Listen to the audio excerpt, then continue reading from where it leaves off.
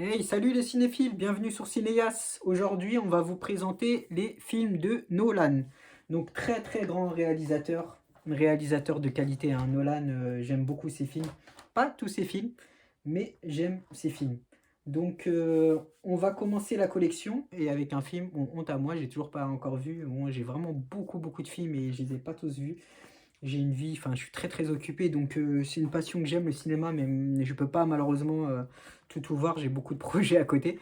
Donc, Insomnia, que j'ai toujours pas vu. Donc, super, à mon avis, je sais pas, bon, je peux pas donner mon avis, mais en tout cas, je peux donner mon avis sur l'acteur. Enfin, il y a deux bêtes d'acteurs, hein, c'est Al Pacino et Robbie Williams, deux pointures, hein, le regretté Robbie Williams, donc qui nous a quittés à cause d'une dépression, donc d'une pression de vidéo, je dis pour comment la soigner. Donc, notre regretté Robbie Williams, qui était pour moi un crack, mais un crack total. Un acteur, l'un des meilleurs acteurs d'Hollywood. Donc, et Al Pacino, vraiment, deux pointures. J'ai hâte de le voir. Donc, je crois que je vais le regarder ce soir. Donc, ça m'a donné envie. Donc ça doit être un chef-d'œuvre. J'espère, en tout cas. On passe à Memento. Je ne sais plus c'est lequel, le premier ou le deuxième. Celui-là, je l'ai acheté en croyant que j'allais kiffer.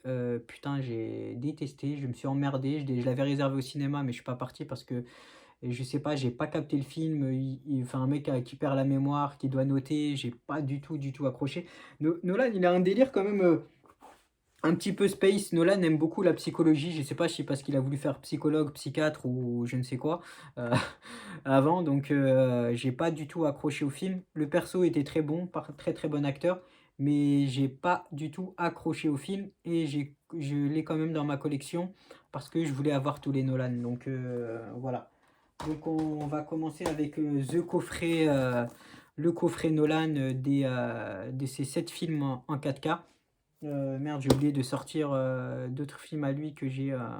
Donc il y a The Prestige, on a Le Prestige, on a super film. Lui, j'ai vraiment kiffé.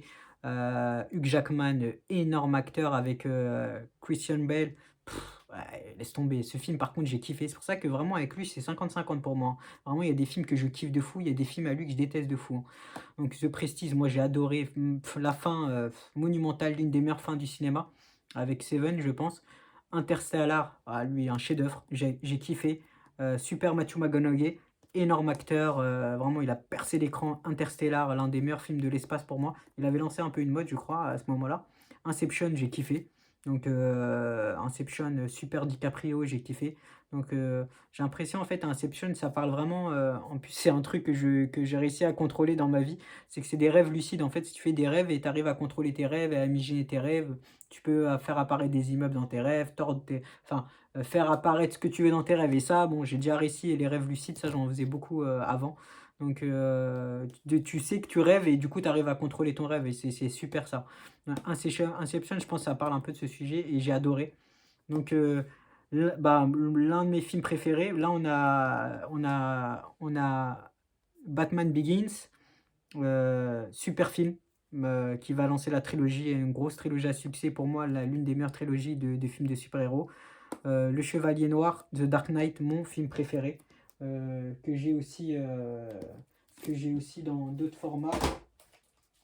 Tac, Dark Knight, là. Mais ça, je parlerai de mes films Batman solo. Donc, Le Chevalier Noir, The Dark Knight, je vais dire. Mais quel film, quel film. J'ai le poster d'ailleurs du Joker. Je peux pas le faire montrer, mais là j'ai le poster là-haut du Joker. The Dark Knight, j'ai même, quand j'étais à Universal Studios, j'ai visité les costumes du Joker et tout ce qui entourait le film Batman, tellement je kiffais le film. Je suis pas parti pour ça, mais j'ai pu être chanceux d'avoir vu les décors du Batman et tout. Euh, Quel acteur le regretté Joker, la prestation, il a eu un Oscar et tout, malheureusement il était décédé, il a été remis à sa famille. Il a percé l'écran, le Joker, mais l'acteur, pour moi, c'est l'un des meilleurs rôles qui a été incarné. Déjà dans un film de super-héros, c'est lui qui démonte tout, il nique tout lui en termes d'acting, Mais le mec, il a fait une dépression après le rôle, hein. Il était limite, tellement il s'est enfermé, plusieurs semaines, plusieurs mois pour imprégner son rôle et devenir fou. Et le mec, il est presque vraiment devenu fou à la fin et il s'est tellement mis dans son rôle de dépressif, de schizophrène, de fou, que le mec, il est vraiment devenu charbé, il s'est suicidé. Je sais pas si c'est vraiment pour ça, mais beaucoup de retours apparemment, c'est qu'il a pas réussi à se remettre comme quoi de jouer avec les pathologies mentales et la folie, ça peut, enfin, faut pas qui s'y frotte s'ébruite, donc ça peut vraiment pas en sortir, quoi. Donc voilà pour The Dark Knight. Ensuite, Dunkerque, je l'ai toujours pas vu, donc je peux pas donner mon avis. Je crois que c'est un chanteur qui est, en acteur principal. Je l'ai en steelbook aussi. Donc j'ai oublié de sortir, tous mes films de Nolan. Mais bon, on a les premières copies ici. Donc Dunkerque, j'ai hâte de le voir. Donc il faut pas oublier que Nolan, c'est le seul l'un des pratiquement des rares à prendre des caméras 65 mm en IMAX. Je veux dire 70 mm. Enfin, l'IMAX, c'est ouf, hein. La sensation, ça équivaut à du 32K, je crois.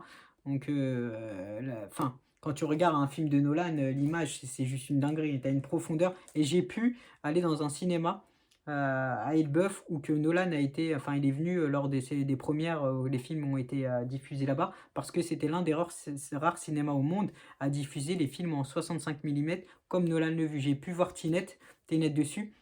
Quelle magnifique image argentique, une profondeur incroyable. C'était diffusé en 65 mm, comme Nolan le voulait. Le grain pelliculaire, la profondeur, mais surtout la profondeur, j'en suis resté bouche bée. Bah, c'est pour ce film-là, Tenet. Moi, ça va. Tenet, il est un peu, voilà, c'est un truc, un film qui va à l'envers, je sais pas quoi, d'avant à l'envers. Faut capter le rôle. C'est pas mon film préféré, mais je passe un bon moment. Image et son de folie, hein, quand t'as un home cinéma, bah, tu te régales, hein, là, tu mets de l'essence mélangée à du diesel, enfin, tu te régales, quoi. Ton home cinéma, il se régale. L'image, le son, c'est ouf. Et Nolan veut rester en 5.1, hein. C'est le seul mec qui reste en DDS et HDR, ça ne l'intéresse pas du tout le Dolby Atmos. Nolan, c'est un mec à l'ancienne, j'aime beaucoup parce que moi je suis aussi un peu à l'ancienne en termes d'image, j'aime beaucoup l'argentique, et j'aime beaucoup le mixage DDS 5.1 et tout. Donc voilà. Donc il est pas mal, Tenet, il est pas mal, mais c'est pas mon préféré. Donc mon préféré c'est The Dark Knight, donc à l'aise. Donc pour moi qui est son chef-d'œuvre. Donc voilà, dites-moi dans les commentaires quel est votre film préféré de Christopher Nolan et qu'est-ce que vous pensez de ce réalisateur. J'ai oublié de dire, il est parti, il a claqué la porte à Warner Bros. Nolan, c'est vraiment un bonhomme, hein, il a des couilles, hein. Il s'est barré de Warner Bros. Il a dit fuck you. Parce qu'en fait, son film, le dernier film de Nolan, il voulait le sortir en fait en même temps sur les plateformes pendant le Covid, il voulait le sortir sur les plateformes et en même temps au cinéma. Nolan, il a dit non, ces films ils sont faits pour être au cinéma. Il refuse qu'ils sortent en même temps en streaming et au cinéma ou je sais plus si c'est que du streaming pendant le Covid. Il a dit soit mon film il sort au cinéma, soit je quitte la maison. Et le mec s'est barré chez Universal. Parce que ce mec, pour moi, c'est un vrai bonhomme. Il a mis les points sur les tables, il s'en foutait de l'argent. Et bon, même si je pense chez Universal, il est bien. Il a mis les points sur les i. Un vrai bonhomme, il a imposé sa vision des choses, sa vision de réalisateur. Il s'est pas fait endormir par un studio pour l'argent. Et je respecte Nolan, je respecte les bonhommes, parce qu'être un bonhomme, c'est la vie. Donc, big up à Nolan. Et dites-moi ce que vous pensez de lui, quel est votre film préféré dans votre commentaire. Laissez les commentaires, likez, abonnez-vous. À la prochaine sur Cinéas.